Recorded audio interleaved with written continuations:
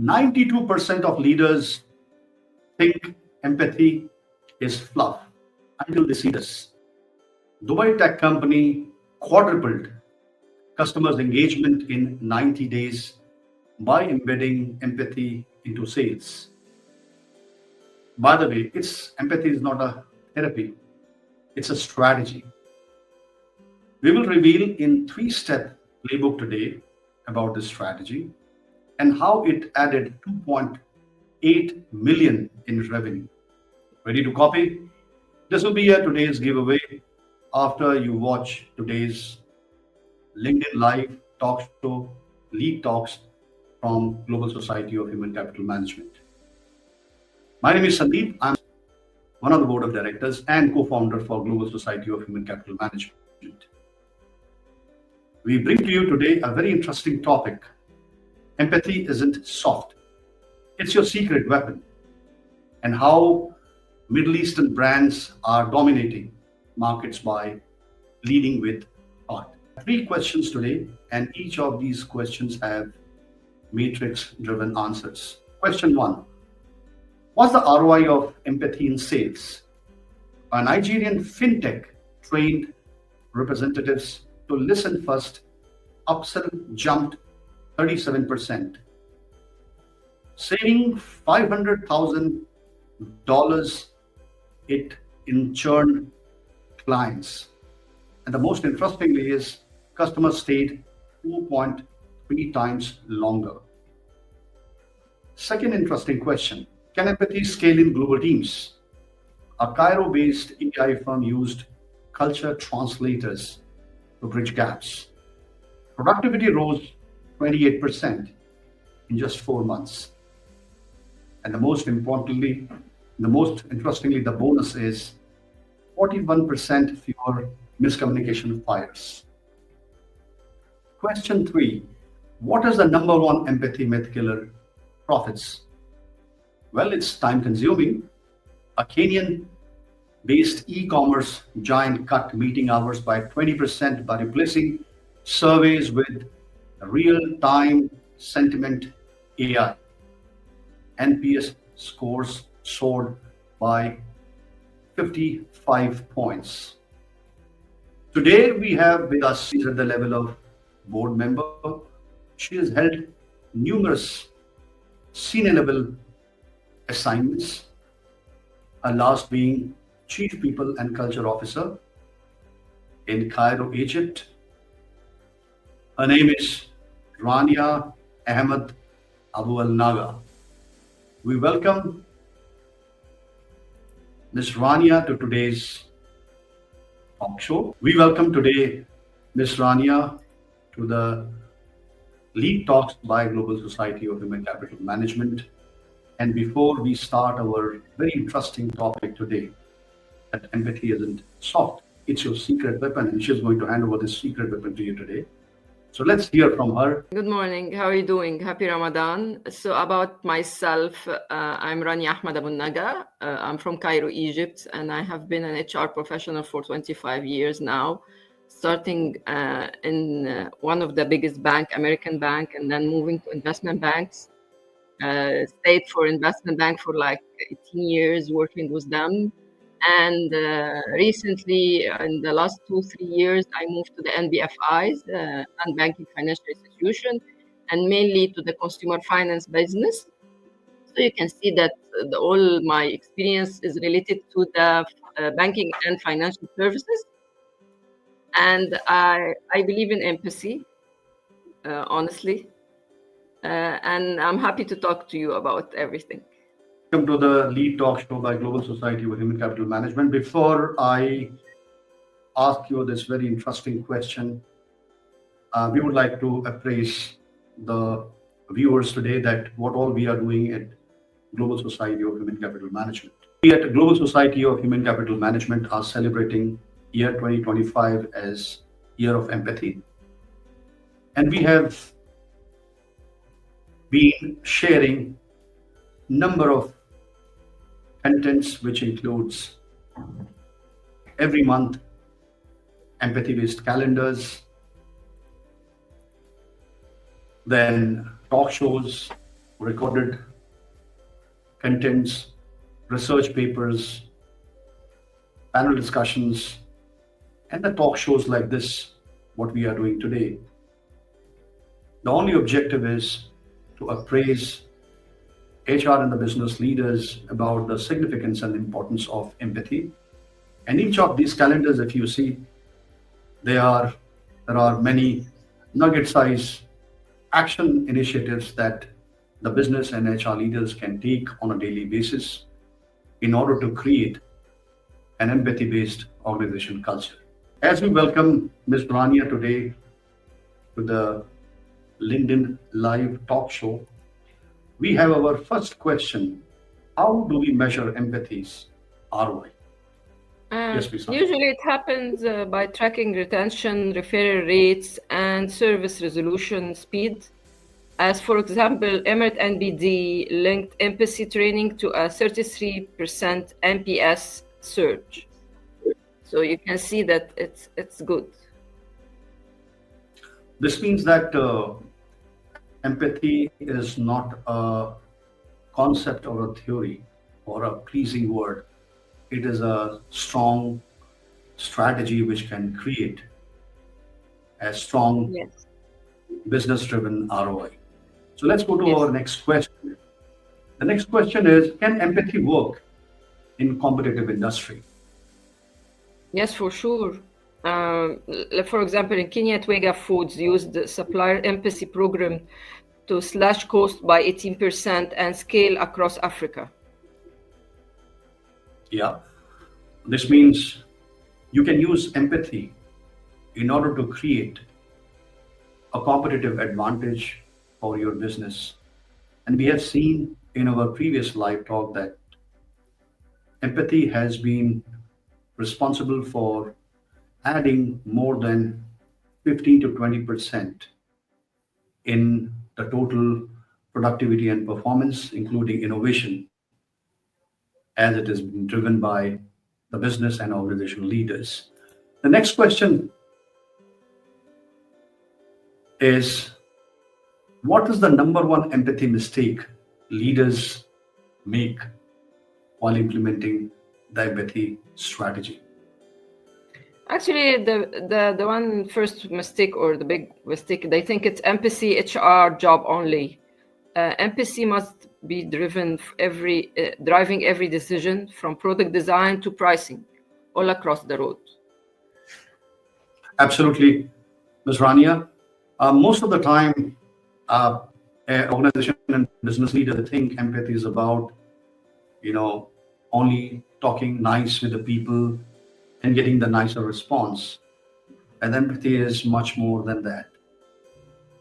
In our last talk show, we talk about having an environment of open communication and an environment of trust, an environment where people can give their feedback freely without any prejudice, a place where there is a transparency and where it is driven by the policies and supported by the top management and leaders. This brings to you our next question. How do I train teams without sounding fluffy? Is by using some of the scripts. When you talk to the people, you need to make them feel comfortable, and they start trusting you. So you tell them, I understand, let's solve it. Let's give an example for action to sort the problem, do them a role play, whatever, just to make them feel that you really understand what they are going through and you care to help them sort it out. I agree completely with Ms. Rania that empathy isn't about talking fluffy words, nicer words. Of course, these are part of the empathy-based work culture.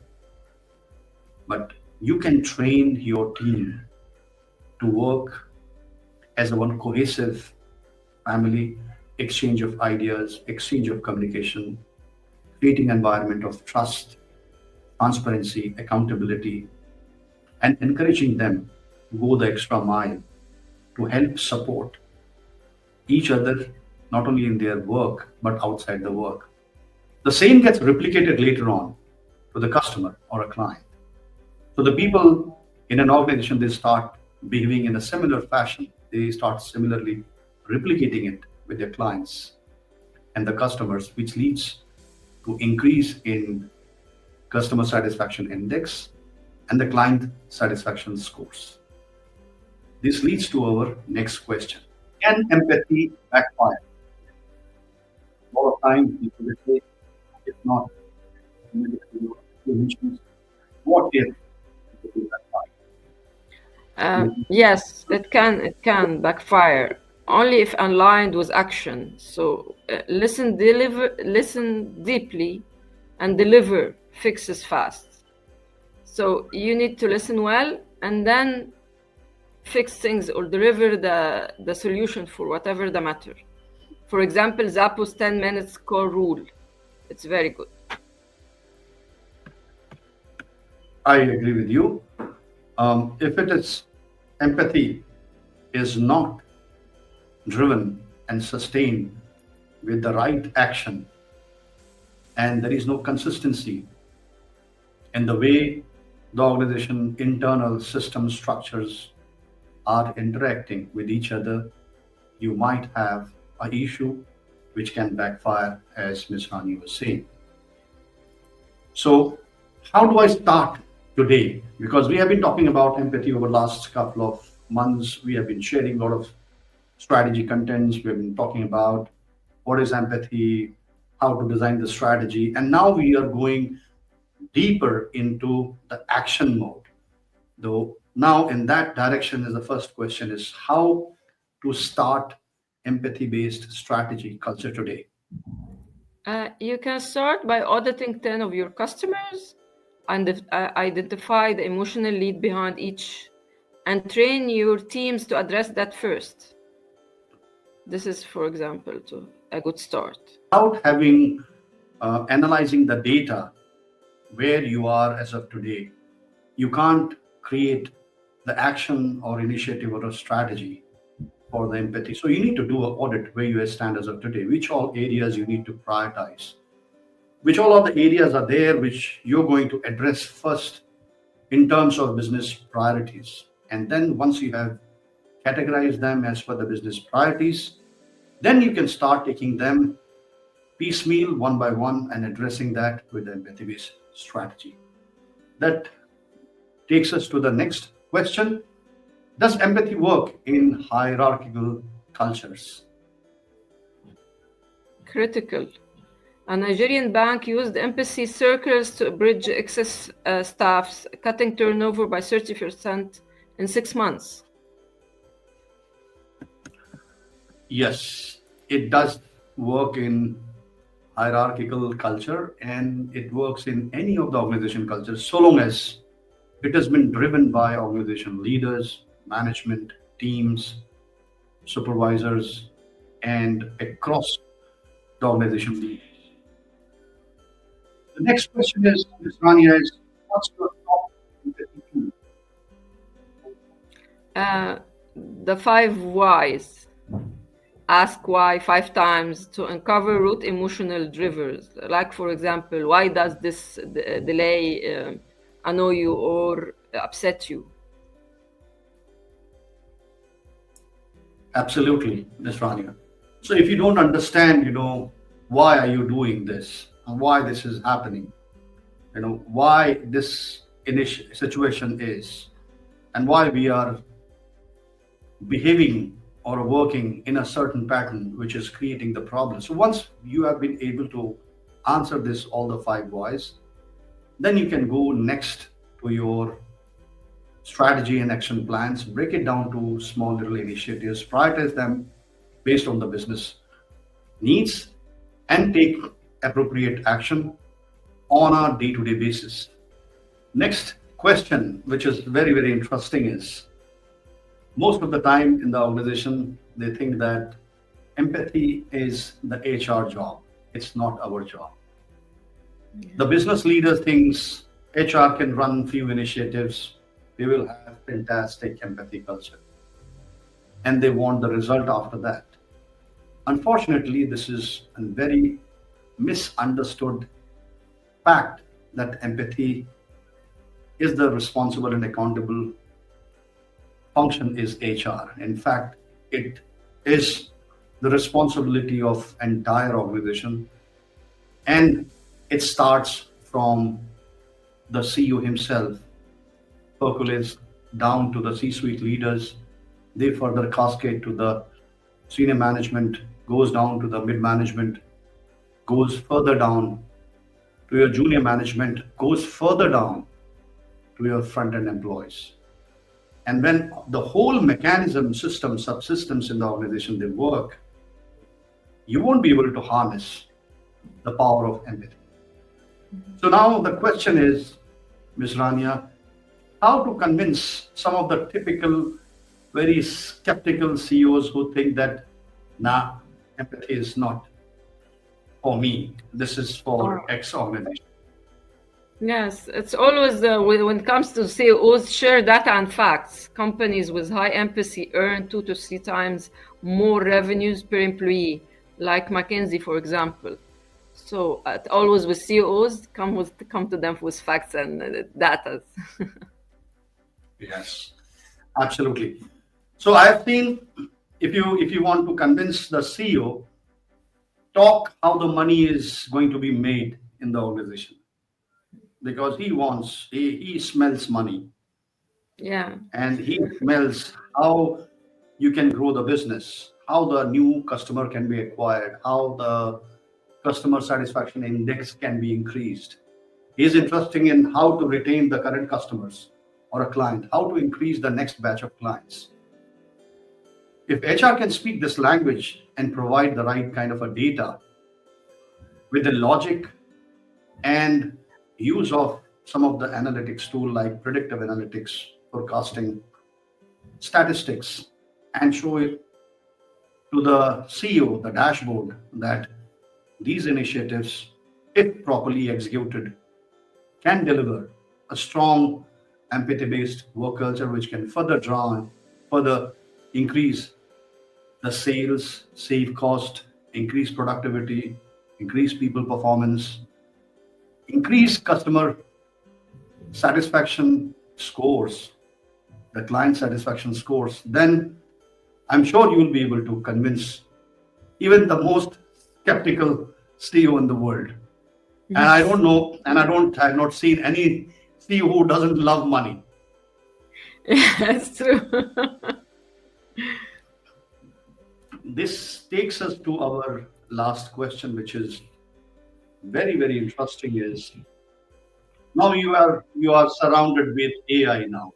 You had GPT, then you have DeepSeek, and then you've got a whole lot of initiatives coming down for AI.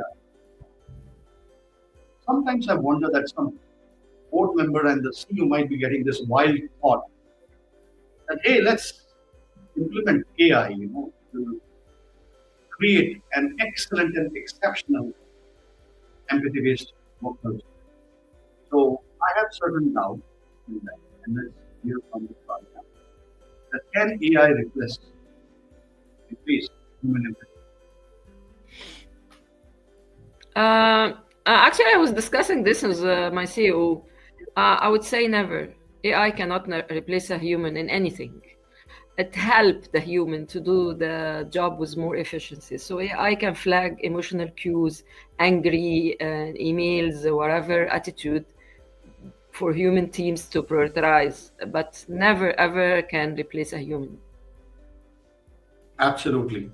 So we were discussing 2 LinkedIn lives back that AI is an enabler. AI is a facilitator. It can reduce your repetitive task. It can reduce your repetitive work. But empathy is all about human emotions, as rightly what you're saying. AI can provide you a platform where people can communicate. But at the end, it is the human who has to communicate with the human being, right? Yes. A customer who is angry is going to call you and say, I'm not happy with this product. And I have got certain issues. Of course, the AI can provide this. These are the steps. These are the Yeah, an answers angry we require. customer will always look for a human to talk to. He will never be happy talking to a machine or a bot or whatever, even if he has the Absolutely. voice of a human.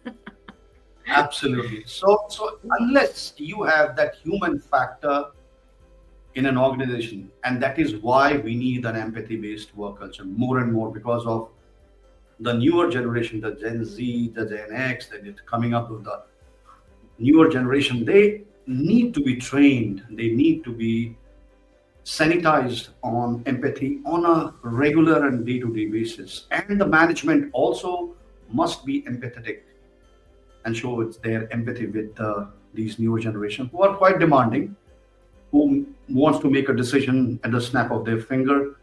They are tech savvy. They want answers immediately. They argue.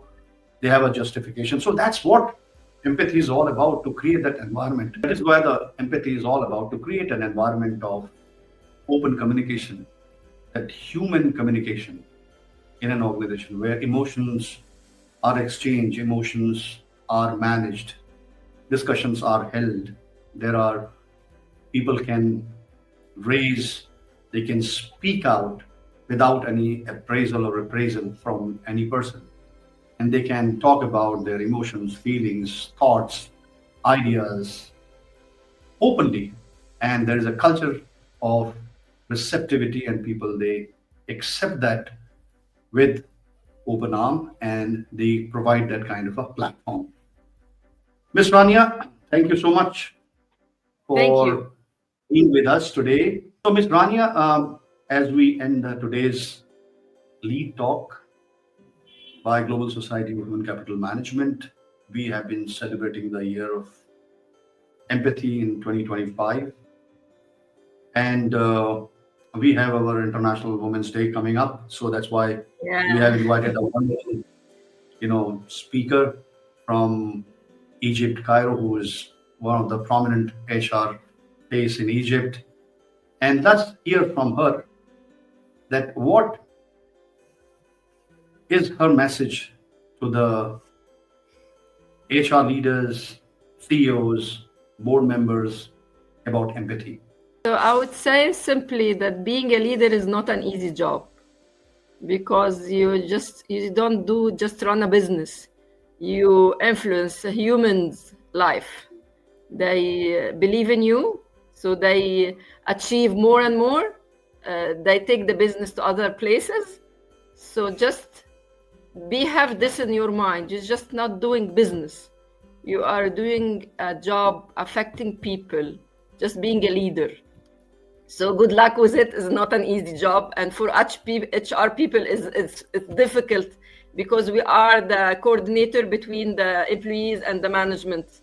Let the people believe in what the management wants to happen, and let the management knows what their people are and how they can lead them better, and how can they achieve goals and mission and vision or whatever. It's with people, not alone.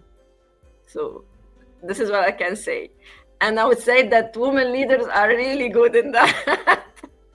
I believe females have more empathy than males. So that's it. I'm with you. Thank I'm with you on that. Thank you for your kind time. With this, we come to the end of our LinkedIn Live Lead Talk,